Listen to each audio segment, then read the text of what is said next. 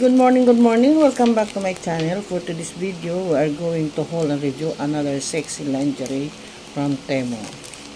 Ito po yung ating collection for today, a lace lingerie, black lace lingerie.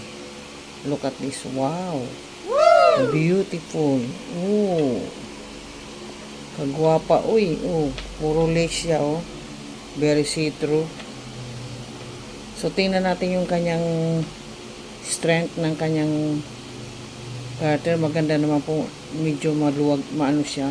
Firm naman siya. Saka mukhang maganda siya. Tingnan mo. Ganda ng ano niya, tahi niya. Pati dito. Naku, large pala ang binigay. Medium ang in-order ko, pero large ang dumating. Pati yung tahi dito sa overlock, maganda naman po. Ayan o. 4 threads yan.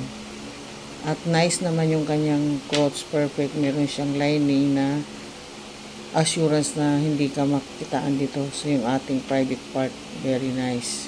Ganda oh. Lace style. Alam mo, mahirap to gawin. Pero, kinaya nila. Ayan, tinan mo, ang ganda. Wow, beautiful. Sexy lace, black lingerie. Panty. Sa material, okay po siya. Pati yung stretch niya, fine. Yung kanyang quality, okay. Kaya, good na good po ito.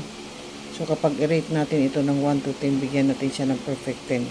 Pero doon sa mga may almo, ay, okay ito sa inyo. Pwede. You feel sexy. Kapag sinuot mo ito, kaganda-ganda, oh. This is a back view. And this is a yan o. And this is a front view. Maganda siya. Hindi kayo magsisisi. Sa Temu ko ito kinuha. Meron silang promo na wala ng siguro mga 90 lang to. 89. Mga ganyan lang ang price na kinuha ko. 90 plus. Maganda po siya. Hindi kayo magsisisi kung ganito ang makukuha nyo. Mag-ano kayo sa Temu. Maganda po. Oh, ayan o. Ganda ng quality nila. Hindi ka magsisisi. So, bigyan natin siya ng perfect 10 dahil ito ay napakaganda ng style, sexy, see-through, and lace. So, that is for today for our sexy G-string lace black bikini panty. Thank you for watching. Bye-bye!